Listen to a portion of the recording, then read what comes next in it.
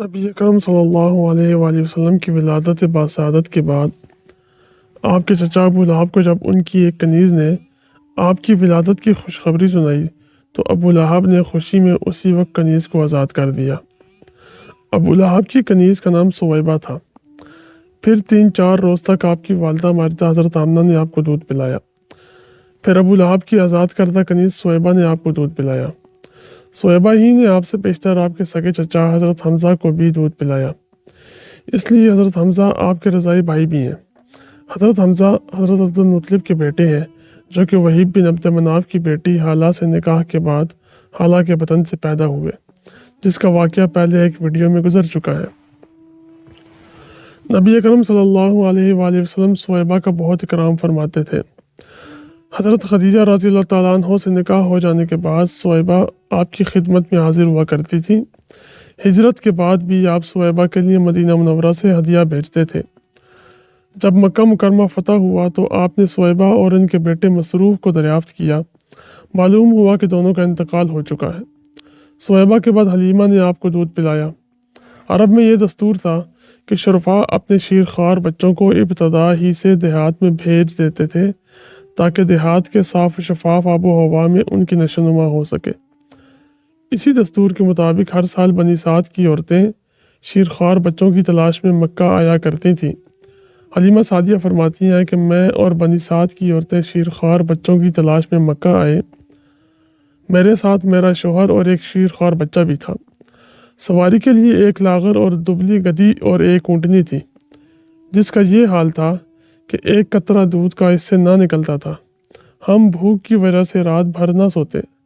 बच्चे का ये हाल था कि सारी रात भूख की वजह से रोता और बिलबिलाता। मेरी इतनी सेहत ना थी कि बच्चे को सैर होकर दूध पिला सकूं।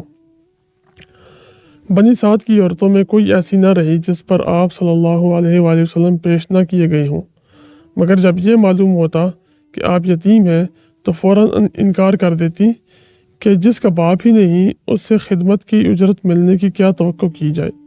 मगर यह किसी को मालूम ना था कि ये यतीम नहीं है बल्कि दुर्र यतीम है, और ये वो मुबारक मौलूद ही है कि जिसके हाथों में कैसर व किसरा के ख़जानों की कुंजियाँ रखी जाने वाली हैं।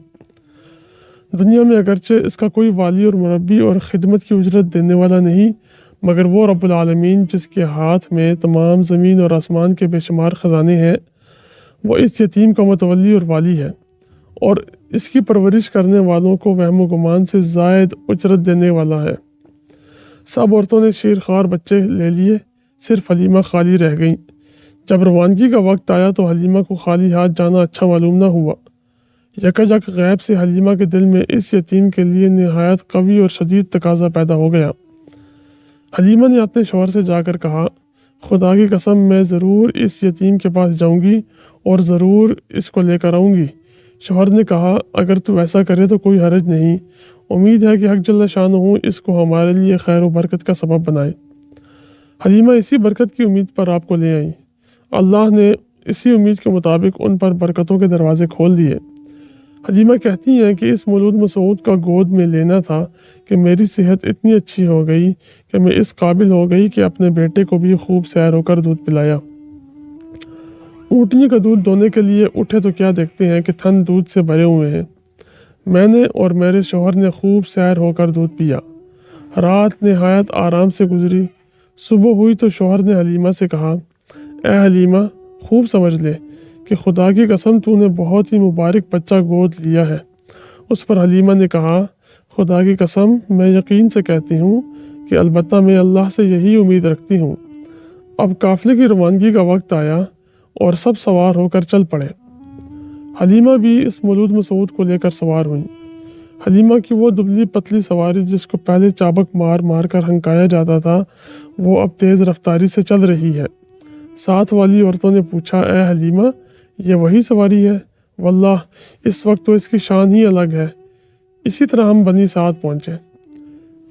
उस वक्त बनी साद की सरजमीन से ज़्यादा किसी जगह कहत न था। मेरी बकरियां जब शाम को चरागाह से वापस आती तो दूध से भरी हुई होती और दूसरों की बकरियां भूखी रहती। थनों में एक कतरा दूध का न था। यह देखकर लोगों ने آپ نے چرواہوں سے کہا کہ تم بھی اسی جگہ بکریاں چرایا کرو جہاں حلیمہ کی بکریاں چرتی ہیں۔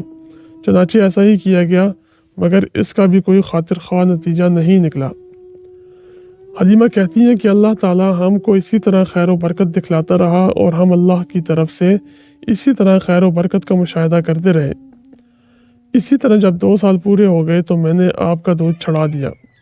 جب 2 سال پورے ہو گئے تو حلیمہ آپ کو مکہ واپس لے آئیں تاکہ حضرت آمنہ کی امانت ان کے حوالے کر دیں، مگر آپ کی وجہ سے اللہ تعالیٰ کی طرف سے جو برکتیں نازل ہو رہی تھیں اس وجہ سے حلیمہ نے حضرت آمنہ سے درخواست کی کہ اس در یتیم کو چند روز میرے پاس چھوڑ دیں۔